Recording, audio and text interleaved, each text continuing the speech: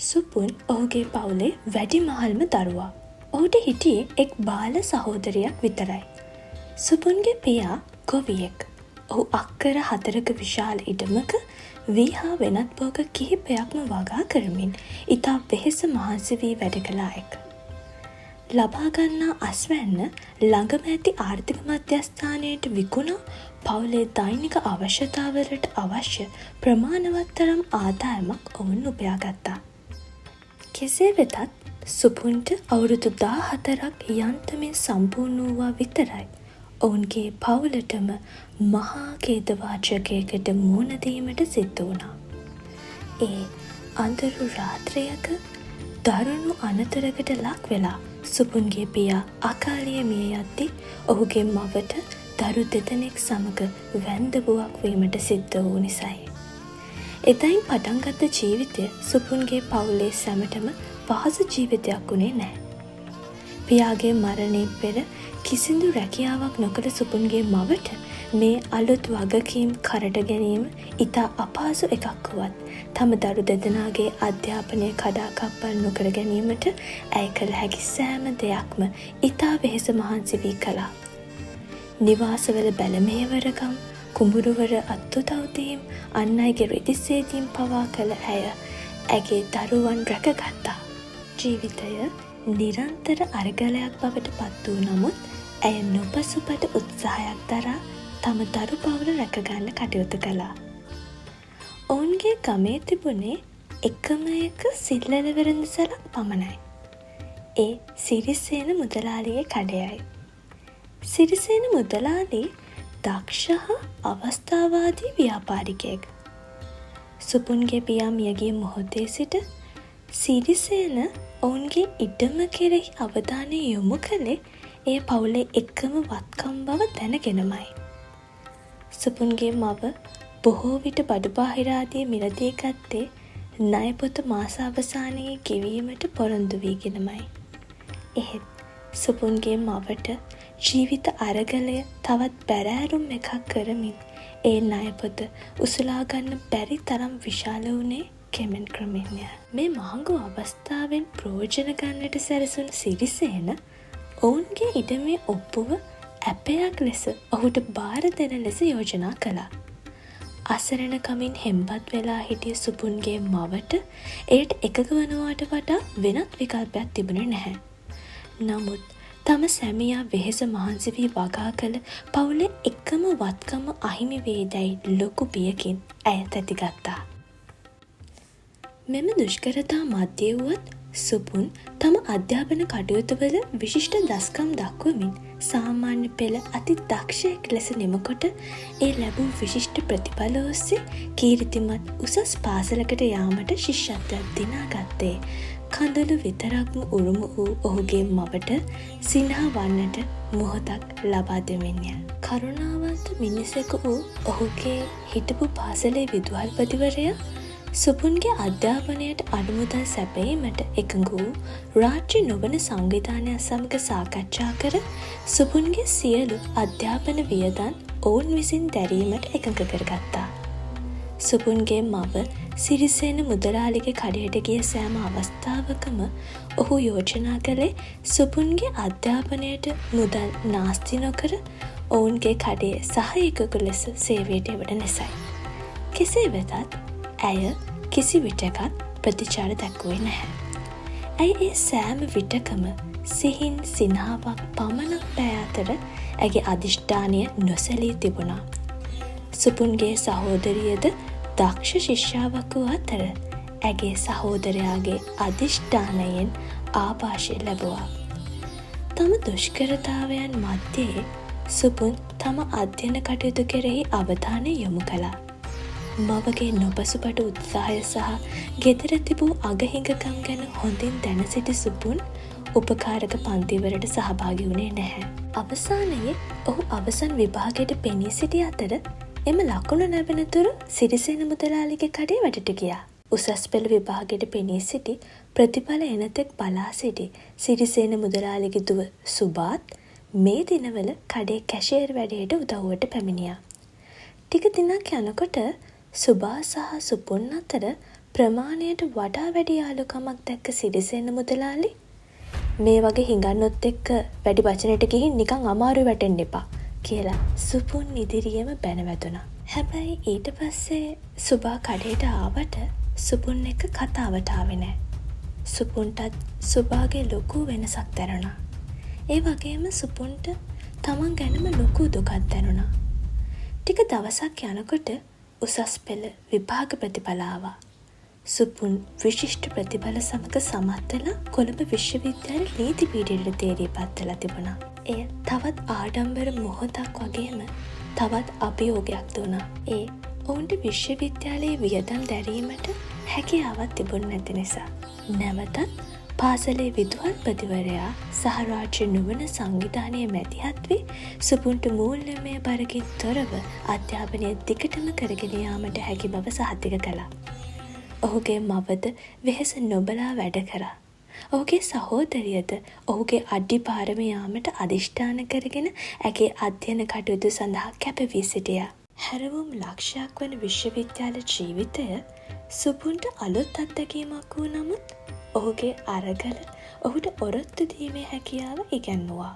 ඔහු උනන්දුවෙන් ඉගෙනගත් අතර බොහෝ විට ඔහුගේ පෞද්ගලික වියදම් පියවා ගැනීම සඳහා අර්ථකාලීන රැකියා සිදු කළා. විශ්වවිද්‍යාලයේ මහාචාර්යවරු සුපුන්ගේ දක්ෂතා හඳුනාගෙන ඉක්මනින්ම ඔහුට කීර්තිමත් නීති ආයතනයක සීමාවාසික පුහුණුවක් ලබා දුන්නා. විශ්වවිද්‍යාල අධ්‍යාපනය ලැබූ කාලය තුළ සුපුන් කිසි විටකත් තම මුල අමතක කළේ නැහැ. ඔහු නිතරම තම මව සහ සහෝදරිය බැලීමට ගියා. ඒ හැම අවස්ථාවකදීම ඔහුට මෙපමණ උදව් කර ඔහුගේ පරණ විදුහල්පතිතුමා බලන්න යන්න අමතක කළේ නැහැ. සුපුන්ගේ ප්‍රගතිය දුටු සිරිසේන මුදලාලි නොසන්සුන් වුණා. සුපුන්ගේ පවුල මූල්‍යමය පීඩනයකින් බිඳ වැටෙන ඇති බවත් එමකින් ඔවුන්ගේ ඉඩම අත්පත් කර ගැනීමට ඔහුට හැකිවන බවත් ඔහු සැම විටම විශ්වාස කළා. නමුත් සුපුන්ගේ අධිෂ්ඨානය ඔහු වැරදි බව ඔප්පු කරමින් සිටියා. වසර ගණනාවක් ගෙවී ගිය අතර සුපුන් ඉහළම ගෞරව උපාධියක් ලබා ගත්තා. දක්ෂ නීති මනසක් ඇති අයෙකු ලෙස ඔහුගේ කීර්තිය නිසා ඔහුට ප්‍රමුඛ පෙරේ බ්ලූ චිප් සමාගමක කළමනාකරන අභ්‍යාසලාභියෙකු ලෙස තනතුරක් ලැබුණා. ඔහු වෙහෙස නොබලා වැඩ කරමින් ආයතනික නීතියේ සහ ව්‍යාපාර කළමනාකරණයේ සියුම් කරුණු ඉගෙන ගත්තා. සමාගම තුළ ඔහුගේ නැගීම වේගවත් වුණා. ඔහුගේ බුද්ධිය, කැපවීම සහ නායකත්ව ගුණාංග ඔහුව ආයතනයේ ඉදිරියම තැබුවා. වසර කිහිපයක් ඇතුළත ඔහු කළමනාකරන තනතුරුවලට උසස් කරන ලද අතර ඉක්මනින්ම ඔහු සමාගම් ඉතිහාසයේ ලාබාලතම විදායක නිලධාරීන්ගෙන් කෙනෙක් බවට පත් වුණා. ඔහුගේ මව සහ සහෝදරිය ආඩම්බරෙන් බලා සිටියේ ඔහු තම පවුලේ ඉරණම පරිවර්තනය කරමින් ආයතනික ඉනිමගට නැගෙන ආකාරයයි. මේ අතර ඔහුගේ සහෝදරියද උසස් අධ්‍යාපනයේ හැදෑරූ අතර ඇගේ සහෝදරයාගේ මූල්‍යමය සහයෝගය ඇතිව ඉංජිනේරු විද්‍යාව හැදෑරුවා. සුපුන් අයට අවශ්‍ය සියලු පොත්පත්, උපකාරක පන්ති ගාස්තු සහ විශ්වවිද්‍යාලයේ සුවපහසු ජීවිතයක් ලබා දෙන බවට සහතික වුණා. ඇයවද දුෂ්කරතා චක්‍රය මුදා ගැනීමට ඔහු අදිෂ්ඨාන කරගෙන සිටියා. වසර ගණනාවක අඛණ්ඩ කැපවීමකින් පසු සුපුන් ඔහු පුහුණු වන්නෙකු ලෙස ආරම්භ කර සමාගමේ ප්‍රධාන විදායක නිලධාරියා ලෙස පත් වුණා. ඔහුගේ කතාව බොහෝ දෙනෙකුට ආශිර්වාදයක් බවට පත් වුණා. නොපසුබට උත්සාහය සහ වෙහෙස මහන්සි වී වැඩ කිරීම පිළිබඳ හොඳම සාක්ෂිය බව බොහෝ දෙනා කියා සිටියේ ඔහුව පෙන්වමින්. තමාගේ දෙමව්පියන් වෙනුවෙන් ඔහු තීරණය කළේ ඔවුන්ට අහිමි වුණු දේ නැවත ලබා ගැනීමට කාලය පැමිණ ඇති බවයි. ඔහු ඔවුන්ගේ ඉඩමේ ඔප්පුව තවමත් තබාගෙන සිටි සිරිසේන මුදලාලි හමුවීමට ගියා. මේ වෙනකොට සුපුන් සිරිසේන මුදලාලි පිළිබඳ සියලු දේ පර්යේෂණ කළයි තිබුණේ. සිරිසේන ගමේ අසංඛ්‍යාත පවුල් ප්‍රමාණයක් රවටා ඔවුන්ගේ ඉඩම් අත්පත් කර ගැනීම සඳහා නොයෙක් කූට උපක්‍රම භාවිතා කරලා තිබුණා. සිරිසේන මුදලාලි ඔවුන්ගේ දුප්පත්කම සහ නොහැකියාව ප්‍රයෝජනයට ගෙන තිබුණා. ඒ වෙනකොටත් සුපුන් විසින් ලබා දුන් මුදල් වලින් සිරිසේන මුදලාලිගේ කඩින්ගත් බඩුවල හිඟ මුදල් සියල්ල සුපුන්ගේ මව ගෙවා තිබුණු අතර ඉන් පසුවත් සිරිසේන විසින් වංචනික ලෙස තම ඔප්පුව තබාගෙන ඇති බව හෙළි වුණා. තමාට දරුණු නීතිමය ප්‍රතිවිපාකවලට මුහුණ දිය හැකි බව දැන සිටි සිරිසේනට ඔප්පුව ආපසු ලබා දීම හැර වෙනත් විකල්පයක් තිබුණේ නැහැ. ඔහුගේ මවට එය චිත්ත වේගී මොහොතක් වුණා. ඇගේ මියගිය සැමියා වෙහෙස මහන්සි වී වැඩ කළ ඉඩම අවසානයේ ඔවුන් අතට පත් වුණා. සුපුන් එතනින් අතර වුණේ නැහැ. ඔහු ඉඩමේ ආයෝජනය කළා. එය කාර්යක්ෂමව වගා කිරීම සඳහා කම්කරුවන් බඳවා ගත්තා. එය නැවත වරක් ලාභදායී වත්කමක් බවට පත්කර එය තම මවට බාර දුන්නා.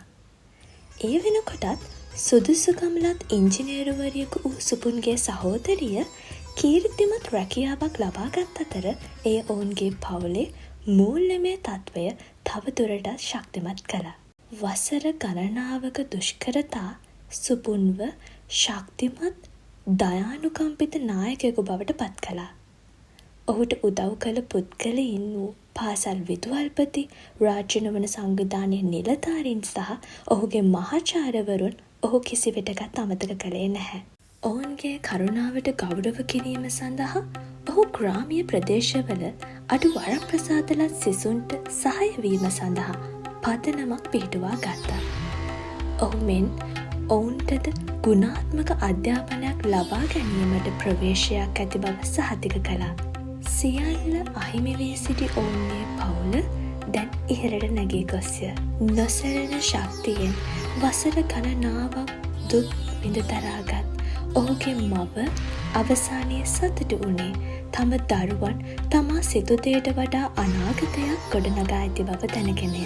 බොහෝ අඩුපාඩුකම් තිබූ ගමේ පිරිමි ළමයෙකුගේ සිට ආයතනයක නායකයෙකු දක්වා සුපුන්ගේ ගමන හුදෙක් පෞද්ගලික ජයග්‍රහණයක් නොවේ. එය ඔරොත්තු දීමේ හැකියාව, වෙහෙස මහන්සි වී වැඩ කිරීම, අධ්‍යාපනයේ බලය පිළිබඳ සාක්ෂියයි. ඉතින් වරක් කිසිවක් නොතිබූ පිරිමි ළමයාට දැන් සියල්ල තිබේ. නමුත් වඩාත්ම වැදගත් දේ නම් ඔහු පැමිණියේ කොහෙන්දැයි ඔහු කිසිවිටකත් අමතක නොකිරීමයි. මොන්ඩ ක්‍රියේෂන් නාලිකාව වෙත සාදරයෙන් පිළිගනිමු. කතන්දර ජීවමාන වන තැන සැඟවුණු අභිරහස් සිට බියකරු භීෂණය දක්වා ආශ්වාදජනක කතා සිට නවෝත්පාදන දක්වා ආකර්ශනීය කතා සහ නිමක් නැති උද්‍යෝගයෙන් පිරුණු ලෝකයක් ගවේෂණය කිරීමට දැන්ම දායක වන්න.